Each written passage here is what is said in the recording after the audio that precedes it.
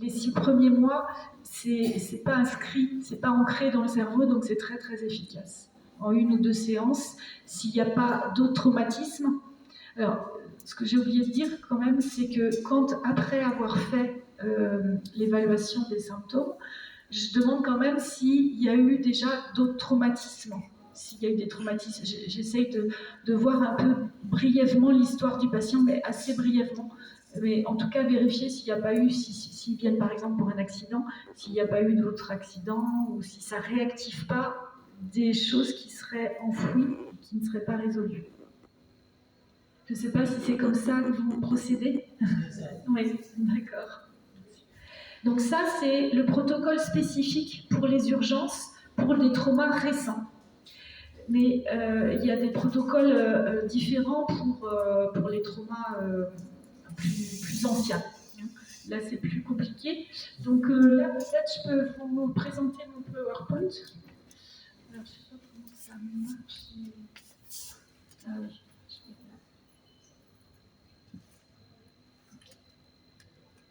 Ouais, peut-être qu'il faut que j'appuie quelque part sur l'ordinateur. Hein. Sur les côtés. Ah oui, voilà. Voilà. Alors, du coup, je vous ai parlé de la formation en France pour faire le MDR. Je ne sais pas si c'est la même au Rwanda. Donc, le cursus de formation initiale, c'est une formation à 2 niveaux qui doit s'accompagner de 20 heures de supervision. Le niveau 1 et 2 consiste pour moitié de cours théoriques et pour moitié d'exercices pratiques. Et il existe de nombreuses formations complémentaires, hein, des formations spécifiques pour le MDR, pour le deuil par exemple, pour des addictions, pour la phobie. Voilà, il y a des multiples formations. Donc pratiquer le MDR, ce n'est pas seulement faire bouger les yeux des patients. La méthode semble simple, mais elle est en fait extrêmement complexe. Cela demande une formation spécialisée et une bonne connaissance de psychopathologie.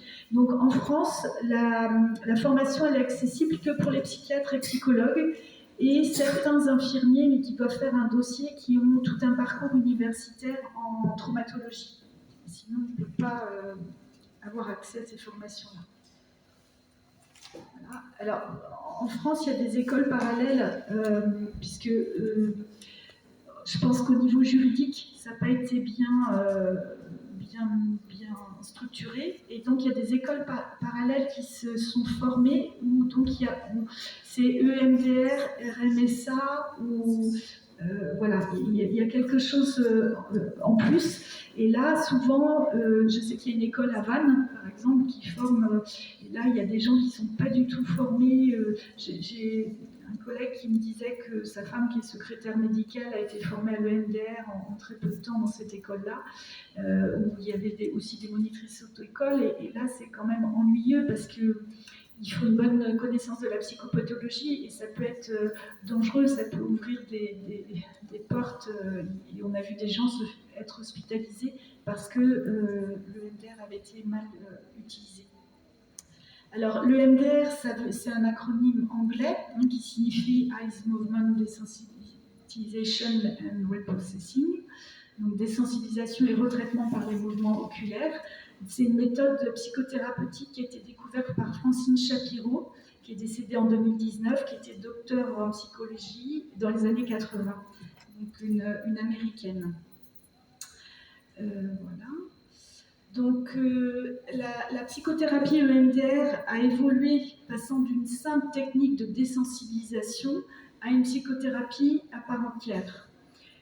Donc, elle a d'abord été, elle a été découverte donc aux États-Unis et elle est connue sur les effets sur les soldats qui revenaient du Vietnam, qui étaient extrêmement traumatisés. Et puis ensuite, elle a été étendue plus largement. Donc, elle cible les souvenirs de toutes les expériences de vie qui contribuent au dysfonctionnement. Au fil des ans, donc des protocoles spécifiques, hein, c'est ce que je vous disais, ont été élaborés. Voilà. Et donc, le MDR, ça s'appuie sur un modèle qui s'appelle le traitement adaptatif de l'information, le PITAI, qui guide la pratique clinique. Donc Francine Shapiro, elle pense qu'il existe un traitement adaptatif de l'information propre à chacun et qu'ainsi tous les êtres humains ont un système physiologique de traitement de l'information. Ils digèrent ou métabolisent les informations pour qu'elles puissent être utilisées de façon adaptée au cours de la vie. Des problématiques sont considérées comme étant basées sur des souvenirs non traités, stockés au niveau physique, qui influencent les pensées, émotions et comportements actuels.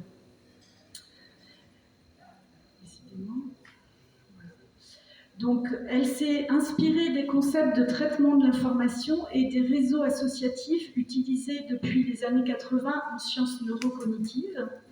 Donc, elle a émis l'hypothèse que les réseaux de mémoire sont des structures neurologiques réelles, organisées autour de certaines expériences fondamentales de thèmes centraux, autour desquels les expériences ultérieures sont regroupées de façon associative. Donc, tous les stimuli que nous vivons au cours d'une expérience, à travers nos sens, à un niveau conscient ou inconscient, forment l'information sensorielle de cette expérience, ainsi que les informations sous la forme de pensées, les sentiments, les émotions et les sensations qui sont présentes dans le même temps. Donc, toutes ces informations font partie d'une expérience qui est stockée dans la mémoire. Il existe des réseaux de mémoire. Un réseau de mémoire est un groupe d'informations associées constitué d'expériences qui partagent des perceptions sensorielles, cognitions, émotions ou sensations physiques similaires et sont donc liés les uns aux autres.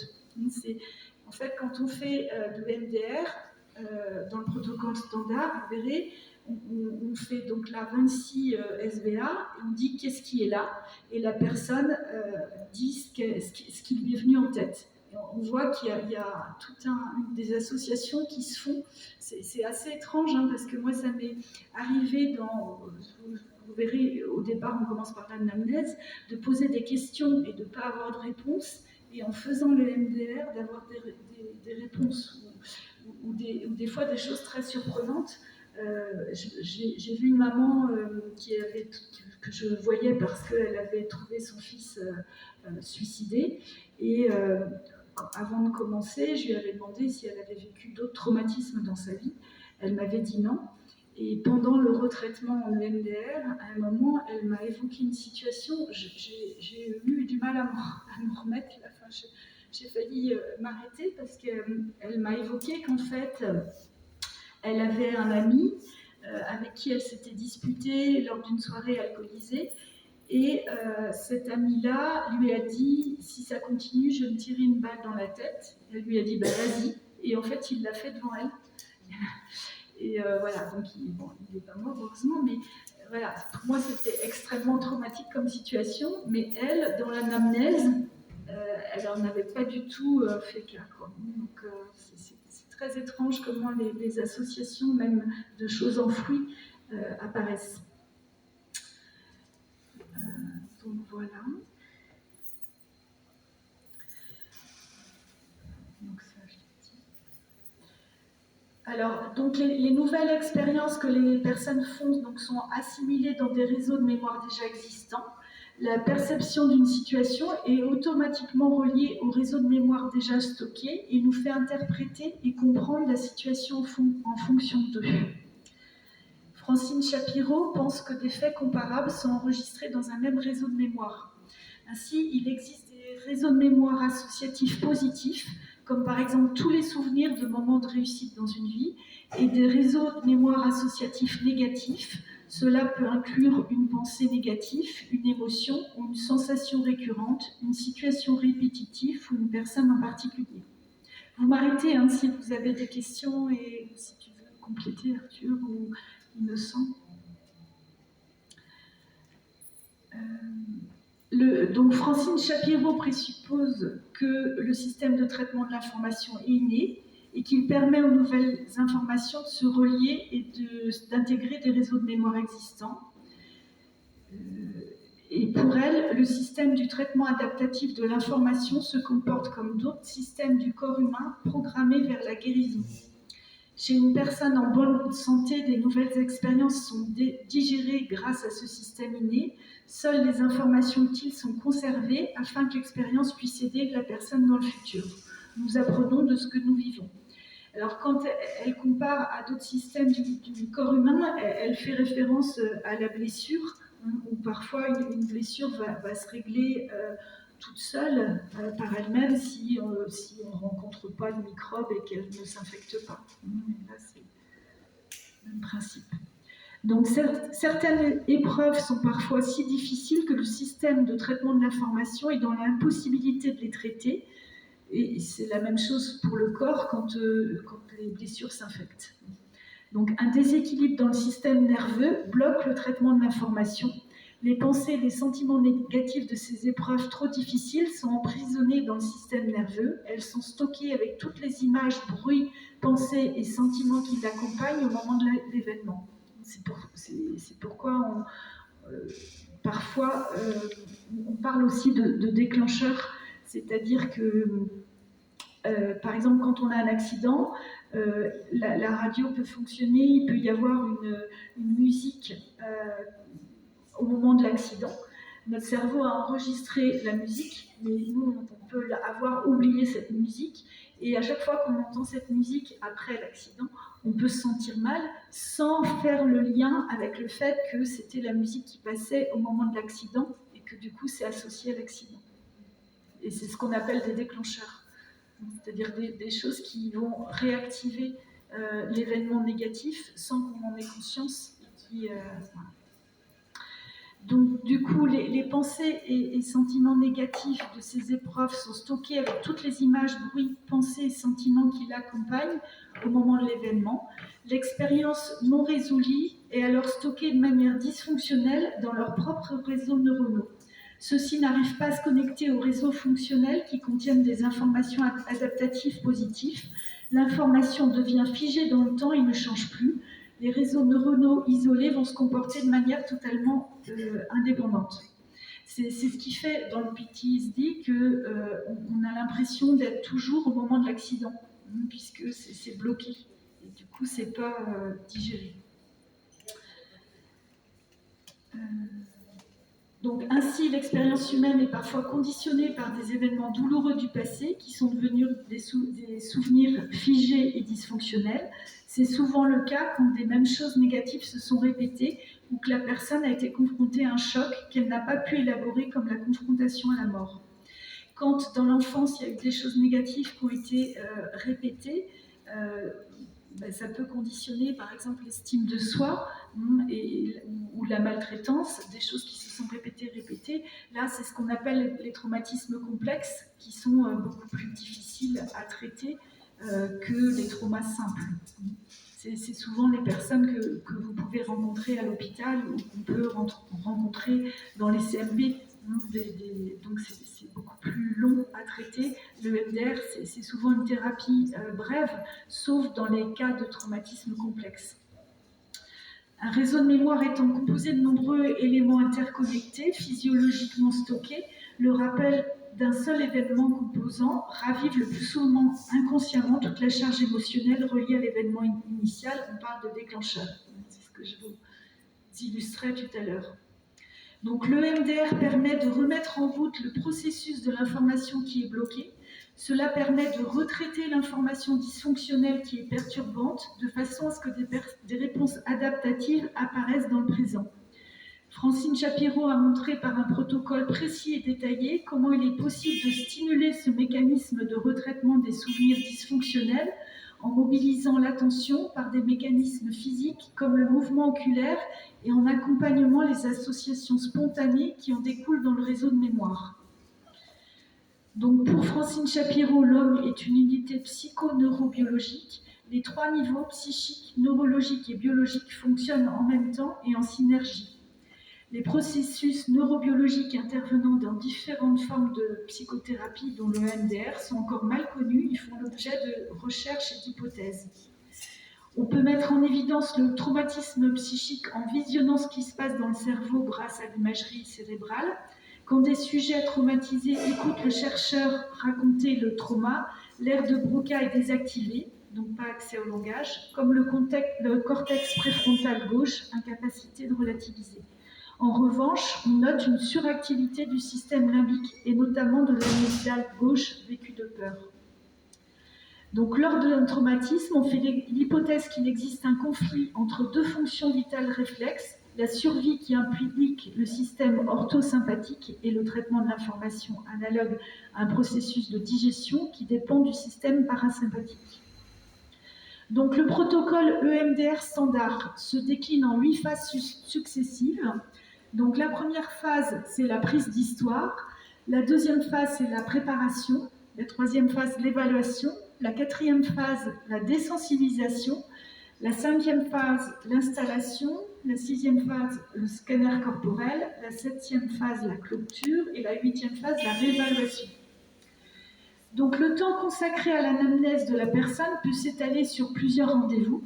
Comme toute thérapie, il s'agit en premier lieu d'établir une bonne alliance thérapeutique. Ce temps consiste non seulement à recueillir l'histoire de vie du patient, mais également celle de l'apparition des troubles dont il se plaint et de ses antécédents médicaux. Il est important de comprendre comment la personne s'est construite, quel regard elle porte sur elle-même. On essaye de définir quel type d'attachement elle a eu, quels sont ses traumatismes. Il faut repérer les ressources internes et externes de la personne. Est-elle en capacité de demander de l'aide? A-t-elle un environnement social, familial et amical pouvant la soutenir? Est-ce qu'à travers son histoire, voire son histoire familiale, on repère des patterns, c'est-à-dire des schémas de répétition? On s'intéresse à la projection dans le futur du patient. Le problème des bénéfices secondaires doit être abordé avec les patients. S'il va mieux, que devra-t-il abandonner? À quoi devra-t-il se confronter? La phase 2, c'est la préparation à la thérapie avec l'élaboration d'un plan de traitement. Pardon. Oui. Ça devient un peu compliqué. Oui. Soit vous êtes beaucoup plus rapide. Beaucoup plus? Rapide. Oui. Nous expliquant les choses pratiquement nouvelles. Sinon, c'est intéressant de comprendre les nerfs. Mais ce n'est pas du tout facile qu'on peut le penser. Oui.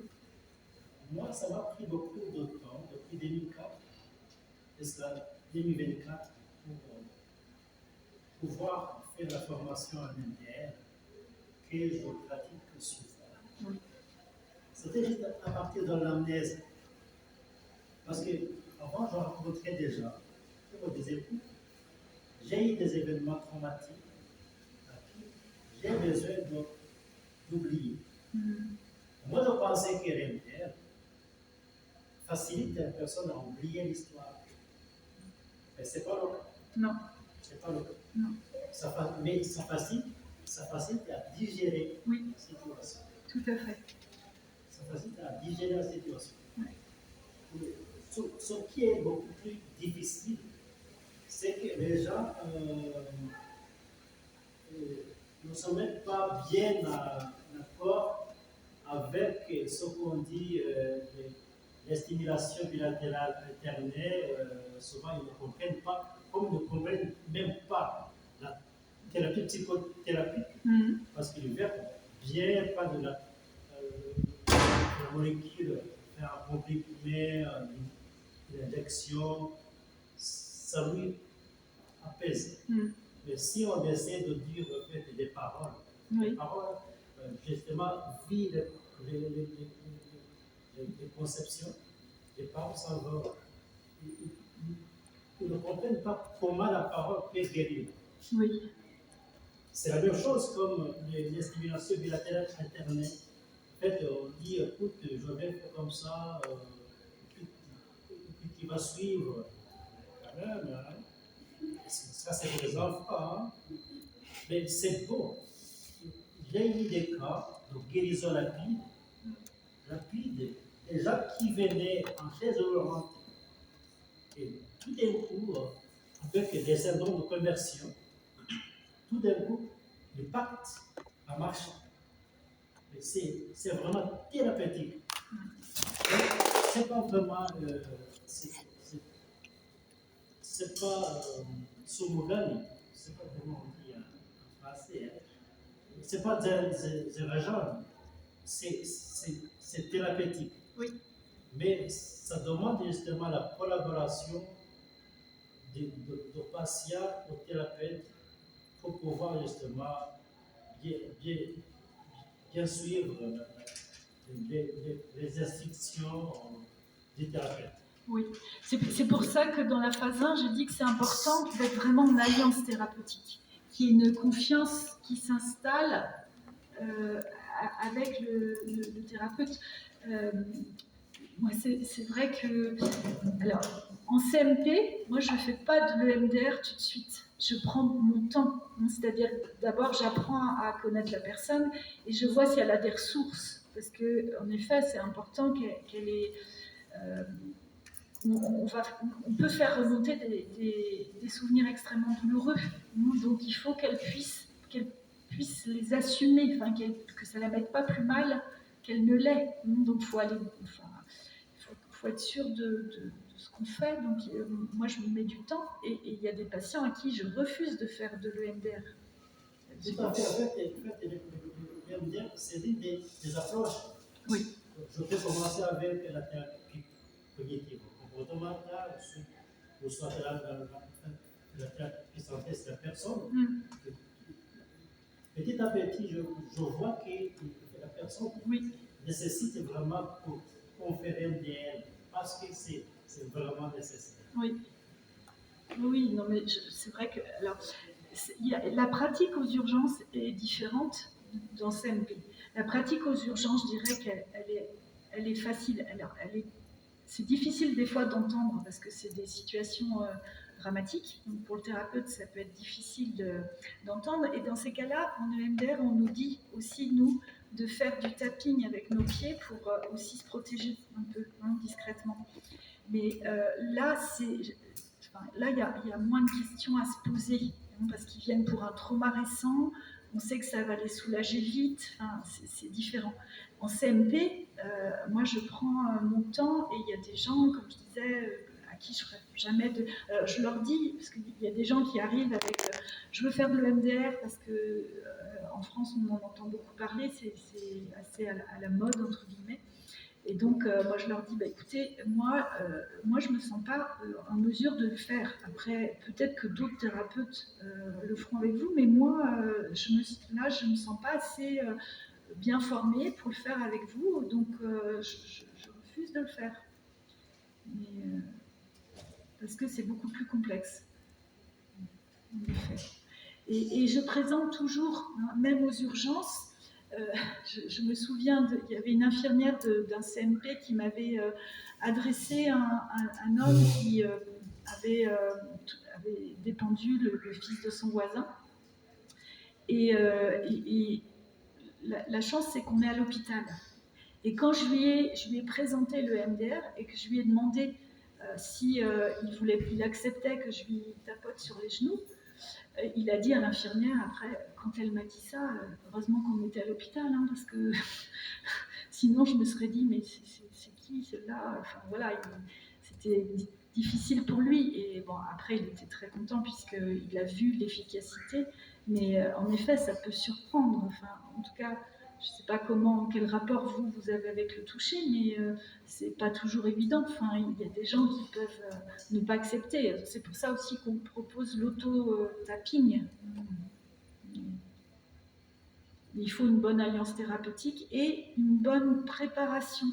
Donc là, la deuxième phase, c'est aussi présenter le MDR, expliquer comment ça fonctionne. Et moi, souvent, les gens vont voir sur Internet, donc ils sont rassurés, ils voient une présentation, ils voient le côté scientifique, validation scientifique. Donc, en fait, la deuxième partie, c'est de pouvoir élaborer un plan de traitement. Donc, c'est de voir ce qu'on va traiter avec le patient. On ne traite jamais rien sans son accord.